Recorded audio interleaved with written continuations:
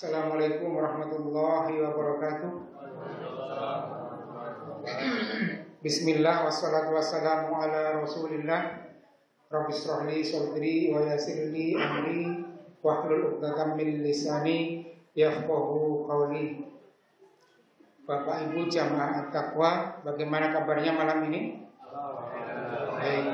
Masih semangat? Alhamdulillah. Semoga sampai akhir bulan ya. Amin. Malam ini saya akan menghadirkan 4 buah pertanyaan yang sangat sederhana, tapi sangat menarik dan sangat bermanfaat insya Allah.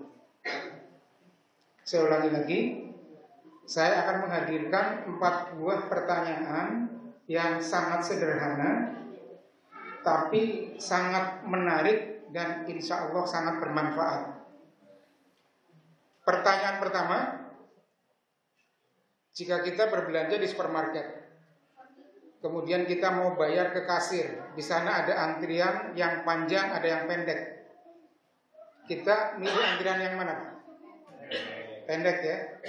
Pertanyaan pertama itu. Pertanyaan kedua, andai kata ada tetangga kita yang meninggal, kemudian kita datang ke rumahnya, ke sohibul musibah, kita mengucapkan apa?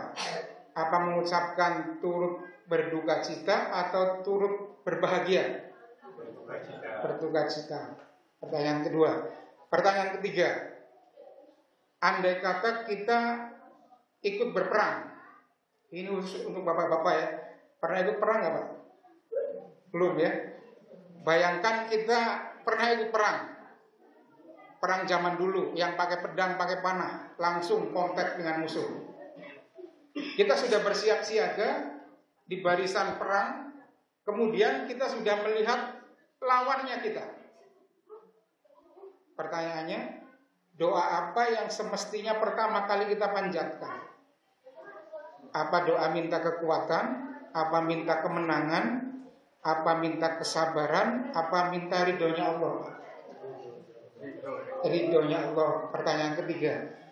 Pertanyaan terakhir, andai kata kita menyekolahkan anak kita di luar kota, kuliah atau mondok gitu ya, kemudian sudah mendapatkan kos-kosan, terus kita mau pulang. Lantas kita sebagai orang tua berpesan, nah, pesan Bapak, selama Nanda di sini jaga sholat 5 waktu berjamaah, selalu membaca Al-Quran dan bergaulah dengan orang-orang yang baik saja. Ini anak yang paham, kira-kira jawabnya apa? Apa jawabnya? Insya Allah saya selalu ingat pesan Bapak, atau insya Allah saya akan menjadi anak yang baik, apa insya Allah saya akan menjadi anak yang sabar, apa insya Allah saya selalu berusaha melaksanakan pesan Bapak? Yang terakhir ya. Baik. 4 pertanyaan sudah kita lontarkan dan sudah dijawab semua. Mari kita bahas satu persatu. Andai kata kita mau bayar kemudian ngantri di kasir, kita ngantri di antrian panjang atau pendek? Jawabannya pendek. Betul. 100 nilainya. Pertanyaan kedua, andai kata tetangga kita meninggal, apa yang kita ucapkan? Apa turut berduka cita atau turut berbahagia? Untuk menjawab pertanyaan ini, mari kita lihat surat Al-Baqarah ayat 155. Walanabluwannakum bisai'in minal khaufi wal ju' wa naqsim minal amwali wal anfusi was samarat wa bassiris sabirin. Ini kata Allah ya dalam Al-Quran, sungguh akan kami uji dengan sedikit ketakutan, kelaparan, kemiskinan, kematian, kekurangan buah-buahan. Wabasyiris sabirin. Artinya, dan berilah kabar gembira kepada orang-orang yang sabar menjalaninya. Jadi perintahnya kalau kita diuji, termasuk diuji kematian, kata Allah wabasyir, berilah kabar gembira. Jadi bukan kabar sedih, kabar gembira. Jadi semestinya yang kita ucapkan kalau menurut ayat ini adalah turut berbahagia, bukan turut berduka cita. Kenapa? Nah ini kenapanya nih yang perlu kita pahami. Karena kata Allah, jika kita bisa menjalani musibah ini dengan sabar, maka Allah akan memberikan pahala yang luar biasa. Ini kuncinya. Kalau kita bisa melewati musibah dengan sabar, kata Allah, Allah akan memberikan pahala yang luar biasa besarnya. Ini tertuang dalam ayat selanjutnya. Ulaika alaihim shalawatum mir rabbihim wa rahmah wa ulaika humul muhtadun. Mereka itulah, maksudnya mereka yang sabar itulah akan mendapatkan keberkahan yang sempurna dan rahmat, dan dialah yang mendapatkan petunjuk. Jadi sebenarnya musibah itu adalah punya peluang untuk sabar, suatu peluang yang bisa menjadikan kita sabar, dan sabar akan mengantar kita kepada keberkahan yang sempurna. Ini kuncinya. Kenapa? Wabasyiris shobir. Namun perlu kita ingat bahwa konsep sabar itu adalah innalillah. Konsep sabar adalah innalillah. Ini masih dalam surat yang sama. Alladzina idza asobathum musibah qalu inna lillahi wa inna ilaihi raji'un. Orang-orang yang sabar adalah orang-orang yang manakala mendapatkan musibah, dia mengucapkan dan meyakini bahwa inna lillahi wa inna ilaihi raji'un. Sesungguhnya kita milik Allah dan kita akan kembali kepadanya. Ini konsep sabar. Jadi mohon dicatat, konsep sabar itu adalah inna lillah. Berkeyakinan bahwa kita semua ini milik Allah. Jadi rumah yang kita tempati itu milik Allah. Istri yang selalu bersama kita itu milik Allah. Anak-anak kita yang selalu bercengkrama dengan kita itu adalah milik Allah. Termasuk nyawa kita, nyawa semuanya. Jadi kalau kita sudah punya keyakinan, punya ideologi bahwa semuanya milik Allah, lalu ada yang diambil salah satunya, entah orang tua kita, saudara kita, atau kerabat kita meninggal, ya sudah, karena milik Allah. Tamsil yang paling pas untuk menggambarkan tentang sabar adalah tukang parkir, Pak. Betapa banyak tukang parkir punya mobil mewah, betul?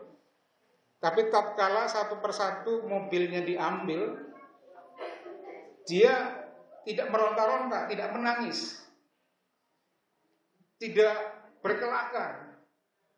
Apa rahasianya kira-kira? Tidak merasa memiliki. Tukang parkir itu punya konsep innalillah. Dia merasa tidak punya apa-apa. Semuanya milik Allah. Jadi kuncinya tidak memiliki, merasa tidak memiliki. Inilah konsep sabar. Inna lillahi wa inna ilaihi raji'un. Pertanyaan kedua sudah selesai. Pertanyaan ketiga ini lebih menarik. Andai kata kita masuk ke dalam barisan perang, senjata sudah lengkap, kemudian musuh datang dari jauh kelihatan, maka doa apa yang semestinya pertama kali kita panjatkan? Apakah minta kekuatan, apa minta kemenangan, apa minta kesabaran, atau minta ridha Allah? Tadi jawabannya ridha Allah. Nah, untuk menjawab pertanyaan ini, mari kita lihat surat Al-Baqarah ayat 250. Silakan yang bawa Al-Quran bisa dilihat. Surat Al-Baqarah ayat 250. Walamma barazu li Jaluta wa junudihi qalu rabbana afrih alaina sobron. Ayat ini menceritakan kisah nyata tentang peperangan antara pasukan Tolut dengan pasukannya Jalut pada masa Nabi Daud. Mana pasukan yang lebih sedikit, Pak? Tolut atau Jalut? Pasukan Tolut lebih sedikit. Lantas siapa yang menang? Yang menang pasukan Tolut itu yang lebih sedikit itu. Apa rahasianya? Rahasianya karena pasukan Tolut pada saat melihat musuh yang namanya Jalut, dia mohon kesabaran. Walamma barusuli Jalut wa junudihi, maka tatkala Tolut melihat Jalut wa junudihi dan bala tentaranya, qalu, maka berdoalah para tentara Tolut, Rabbana afrih alaina sobron, ya Allah, tuangkanlah kepada kami sabar. Jadi saat perang itu yang diminta ternyata sabar, bukan kemenangan, bukan ridha Allah. Mungkin sementara ini kita heran, kenapa dalam perang kok yang diminta sabar? Betul? Karena barangkali selama ini pengertian sabar menurut kita adalah mau ngantri panjang. Selama ini mungkin kita mengartikan sabar itu manut, tenang-tenang saja, santai, kelemar-kelemar. Kelemar-kelemar tahu nggak artinya? Tanya Pak Pomor, kasih tahu. Selama ini mungkin kita mengartikan sabar demikian, mauan ngantri panjang. Padahal kalau ibu-ibu milih ngantri yang pendek tadi di supermarket, dibilangin nggak sabar kan pasti nggak terima kan? Ini bukan nggak sabar tapi pintar. Dia memilih antrian yang pendek. Bukan karena nggak sabar, nggak mau ngantri yang panjang, karena arti sabar itu bukan ngantri panjang.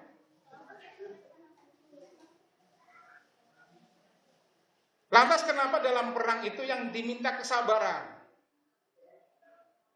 Masih ingat tadi, sabar itu konsepnya adalah inna lillah, semuanya milik Allah. Oke.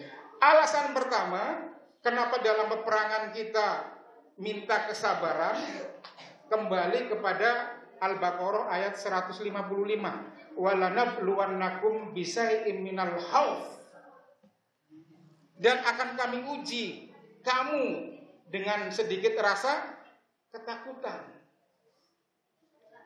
Perang takut atau enggak, Pak? Perang takut kan? Jadi perang adalah salah satu ujian yang menghadirkan rasa takut. Dan kata Allah, kalau kita diuji dengan ketakutan, maka kuncinya adalah sabar. Jadi poin pertama kena nih.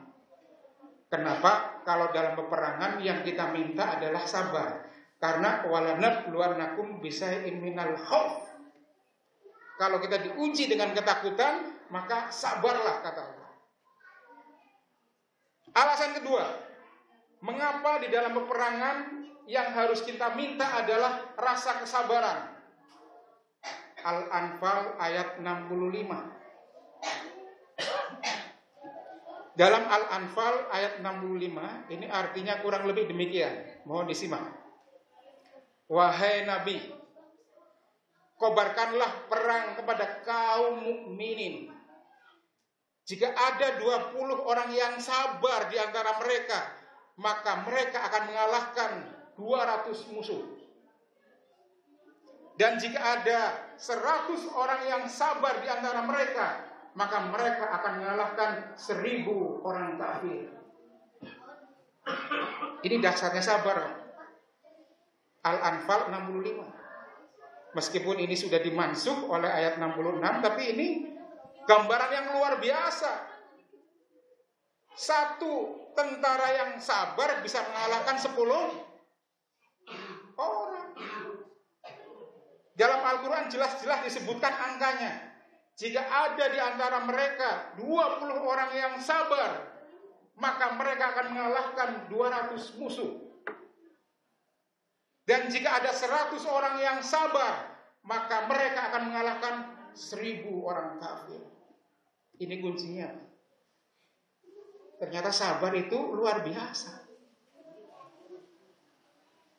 Kenapa orang yang sabar? Kenapa tentara yang sabar satu orangnya bisa mengalahkan 10 orang? Jawabannya karena sabar itu konsepnya inna lillah. Tentara yang punya ideologi sabar, dia merasa bahwa nyawanya milik Allah. Perang siapa yang menyuruh? Allah. Kalau kita sudah merasa bahwa nyawa kita milik Allah, semua tentara merasa bahwa nyawanya milik Allah, dan yang menyuruh perang adalah Allah, maka dia akan maju ke medan perang dengan semangat yang luar biasa. Pasukan berani mati, nothing tulus, karena nyawanya milik Allah. Dan coba kita bandingkan tentara yang berperang dengan semangat berani mati karena tidak merasa memiliki nyawa dan perang adalah perintah Allah, sama pasukan perang yang takut mati. Mana yang lebih unggul? Mana? Pasukan berani mati jauh lebih unggul. Maka pantaslah qalu rabbana afrih alaina sabr. Jadi ini sabar ini sekali lagi bukan santai-santai. Sabar ini bukan mau ngantri panjang. Sabar ini bukan berarti harus lama-lama menderita. Sabar adalah innalillah. Innalillah. Semua merasa punya Allah. Pertanyaan terakhir ini jauh lebih menarik daripada yang sebelumnya. Jika kita berpesan kepada anak kita, nah, ini perintah Allah, nah, lantas anak kita jawabnya apa? Apakah insya Allah saya akan selalu ingat pesan Bapak? Atau insya Allah saya menjadi anak yang baik? Atau insya Allah saya akan menjadi anak yang sabar? Atau insya Allah saya akan selalu berusaha melaksanakan perintah Bapak? Tadi dijawab D. Untuk menjawab pertanyaan ini, mari kita lihat surat As-Saffat ayat 102. Ini kasusnya sama persis, Pak. Falamma balagha ma'ahu sa'ya qala ya bunayya inni ara fil manami anni atbahuka fanzur madza tara. Qala ya abatif alma tu'maru satajiduni insyaallahu minas sabirin. Ini As-Saff ayat 102 ini cerita tentang Nabi Ibrahim yang disuruh menyembelih anaknya Ismail yang baru berumur 8 tahun. Falamma balagha ma'ahu sa'ya, maka tatkala Ismail sudah cukup umur, dalam sebuah riwayat sekitar 8 tahun, lagi lucu-lucunya, lagi gagah-gagahnya, lagi pinter-pinternya, maka Ibrahim bertanya kepada anaknya, ya bunayya, wahai anakku, sesungguhnya aku diperintahkan oleh Allah melalui mimpi bahwa aku disuruh untuk menyembelihmu. Bagaimana pendapatmu? Ini kata Ibrahim kepada Ismail, anaknya yang masih kecil. Apa jawaban Ismail, bocah yang masih kecil ini? Qala ya abatif al ma tu'mar satajiduni insyaallahu minas sabirin. Wahai bapakku, laksanakanlah apa yang Allah perintahkan kepadamu. Niscaya Bapak akan mendapatiku sebagai anak yang sabar. Jadi jawaban Ismail itu adalah insyaallahu minas sabirin. Ada cerita yang berbeda di 3 zaman yang berbeda, tiga-tiganya bercerita tentang sabar. Zaman Nabi Daud ketika tentara Jalut, tentara Tolut menghadapi tentara Jalut. Di zaman Nabi Ibrahim ketika Ibrahim disuruh menyembelih Ismail anaknya, perintah Allah. Dan di zaman Nabi Muhammad ketika perang Badar, yang pasukan sedikit bisa mengalahkan pasukan lawan yang luar biasa. Jamaah masjid yang at-taqwa yang berbahagia. Maka kesimpulannya adalah sabar itu adalah sebuah ideologi yang luar biasa, yang mampu merubah kematian menjadi kabar gembira. Sabar. Yang kedua, sabar adalah power yang luar biasa, yang bisa menjadikan pasukan yang sedikit mengalahkan pasukan yang jauh lebih besar. Ini sabar. Karena konsepnya innalillah. Tentara merasa nyawanya milik Allah. Dan yang ketiga, sabar itu ternyata keberanian tingkat tinggi. Mau mengorbankan apapun demi perintah Allah, termasuk nyawanya. Jadi sekali lagi, sabar ini bukan santai-santai, bukan leha-leha, tapi sabar adalah innalillah. Kalau konsepnya innalillah, maka mati pun oke, perang pun maju. Apalagi sekedar untuk iktikaf, sekedar untuk sedekah. Wassalamualaikum warahmatullahi wabarakatuh.